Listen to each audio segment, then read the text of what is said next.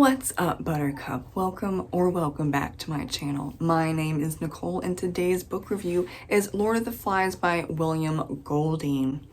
I read this book in high school and it was one of the few books that was assigned to me / the class that I actually enjoyed. When I was younger, I gave it 4 stars, but as an adult, I have given it 5 stars looking back, and also just reading up and listening to a lot of book analyses on Lord of the Flies.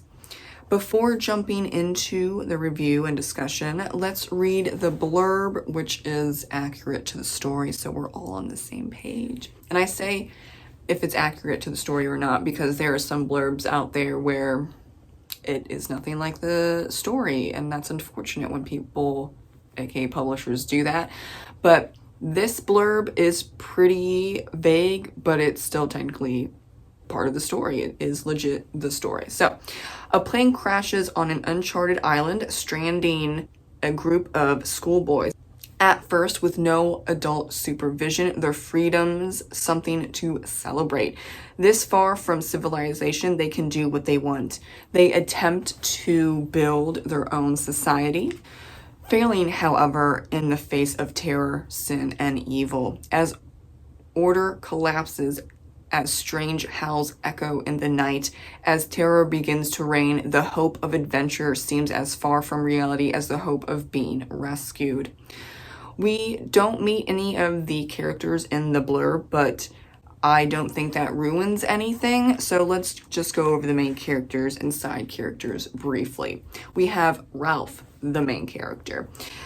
He is the elected leader of the boys and the main character, like I said. He tries to keep order and focus. Piggy, subject of the group's harassment for his weight, health issues, and general lack of physical stamina. He is the brains of the group, as well as the spectacles necessary to start, as you might say, a civil war on the island. Jack, he is the leader of the choir and the hunters. Already militant, Jack leads his group of choir boys turned hunters in mutiny against Ralph's leadership by playing on the boys' basic instincts. Simon, the visionary of the group and the only boy brave enough to want to investigate the strange noises in the night. And finally, Roger, a sly, secretive boy who displays early on a cruelty towards the weak and vulnerable, and he, of course, joins Jack's side to cause harm, violence, and chaos. There are, of course, more boys on the island, but the ones mentioned are the main characters / side characters that heavily move the story forward. I haven't reread this book, and I honestly don't plan to, because I can tell that adults often read this book differently than teens or preteens, which is the target age group and demographic. I've heard so many adults say this isn't creepy or scary, but when you ask younger people, they'll say yes, even if they don't necessarily like the book. Another point I'd like to make, and I am not calling this author out. Actually, I'm not calling really anyone that has this mindset out, but I think adults forget their childhoods and how nasty and violent kids can be, and then also just how nasty, violent, disgusting humans can be. But there is a particular author that left a review on The Lord of the Flies on Goodreads, and basically she said that she doesn't believe boys can be this cruel or that human beings can be like this. And while I love her novels, I'm sorry, but that is incredibly privileged and, in a sense, ignorant. Have you watched the news lately? Do you know anything about history? I know people have. You can see the cruelty in humans. And it really is nature and nurture. It's not one or the other. It's not an easy thing to talk about. It's very nuanced when children, preteens, teenagers are cruel and nasty and violent. There is a lot of background to that. But to say that I don't believe boys as a whole could do that, it's just not accurate. Even girls. I've seen very vicious, violent girls. I did not grow up in a safe neighborhood. I've had to fight for my life quite a few times. I got into a lot of fights because bullies were coming after me. And after a certain point, living in that type of environment, you do have to fight. And then like the repercussions are, okay, you get suspended from school because the adults didn't care. You really have to fend for yourself in certain situations, especially with kids your age that are vile. And so I grew up seeing bullying, being bullied, and it wasn't just, you know, pulling someone's hair and running away. No, it was like a group of kids beating up one kid. It was very violent. It was not safe. So I take issue with adults, because teenagers or kids don't say this because they're living it. I take issue with adults who have forgotten that whole childhood in their teenage years.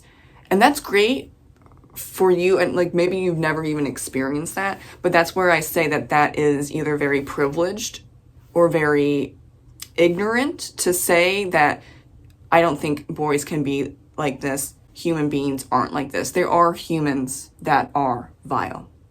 That's just how it is. That's always been the thing. If you look back in history, how many, like thousands upon thousands upon thousands of examples do we see with cruelty and vileness between humans in different countries, in their own society, in their own family? It really does not matter. There are just some people that are nasty. And you can see this with the Lord of the Flies, that these boys are, some of them are good. They are inherently good and they're trying their absolute best. And then there are some where really the only thing that's stopping them are laws and other adults. And when those are gone, they're going to cause chaos.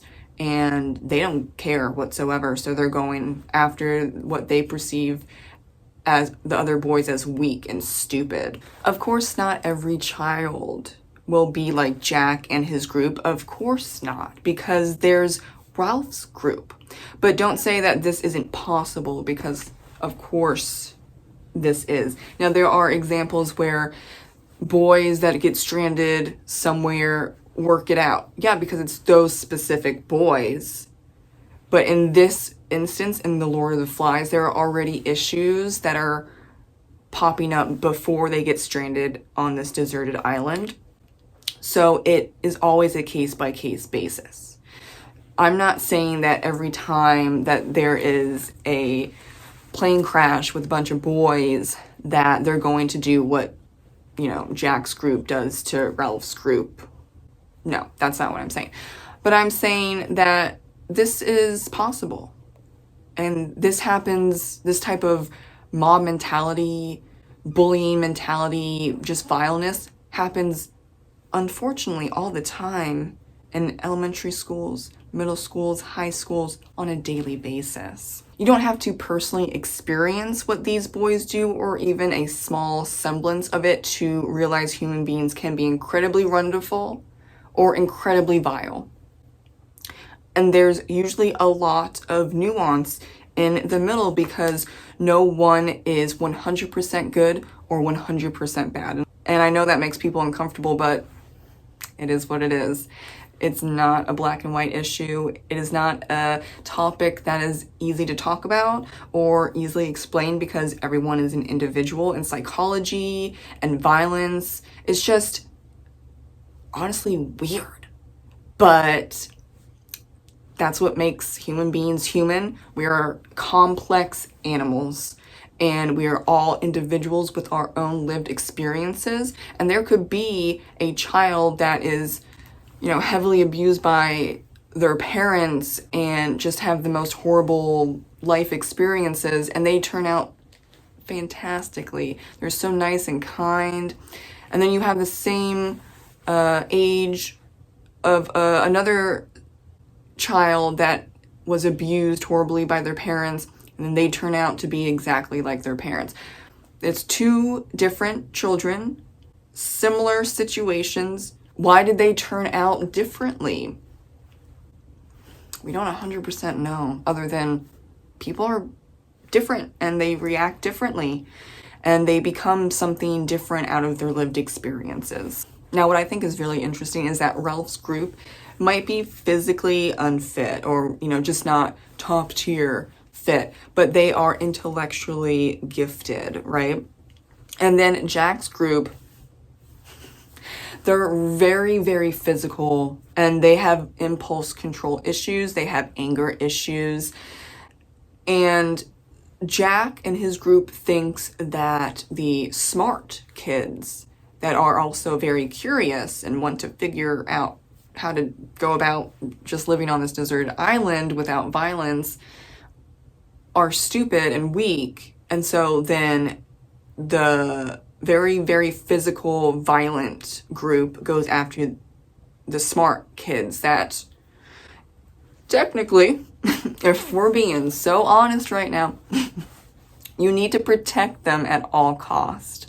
But in Jack's situation, in his mind, and in those other boys' mind that are following him, they're not thinking that way. There's really not a lot of logic involved. It's their base instincts, their impulsiveness, and their anger that's driving them.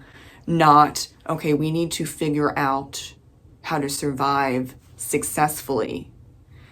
That would be Ralph's group. So I'm just saying, if you're ever stuck on a deserted island, you have to protect at all costs these smart people. You also have to protect at all costs doctors, nurses, anyone in the medical field. Even a veterinarian, like the doctors for animals, that's better than no medical personnel. So you have to really be smart about who you're protecting. And yes, you do need buff, strong, very brave, and a little brazen men and women to protect you and those smart people. But you have to be careful about the very impulsive and angry men and women, because they're going to be the ones like Jack's group. Now, I think the writing style is straight to the point, and that is appropriate for school-age children, but that's of course the point. And William Golding, of course, knew what he was doing when writing this novel. It's written for preteens and teenagers, and I think that's why it freaks out young adults a lot more than, let's say, a 38-year-old man picking up this book for the first time. This is a great example of knowing and writing to your target audience. And we are talking about big issues in The Lord of the Flies, basically everything that I mentioned, and also just how fast some people, some boys, can turn when there are no laws, rules, and regulations, and how scary is that?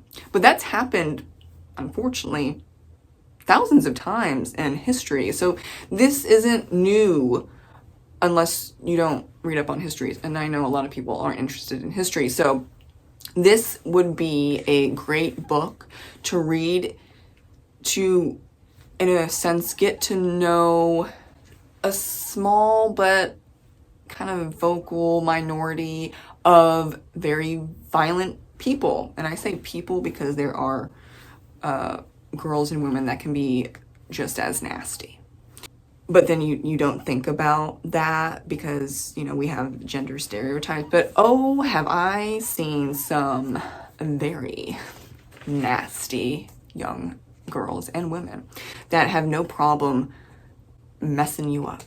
And so also keep that in mind. This is about boys, and it tends to happen that boys and men are more violent, especially towards each other.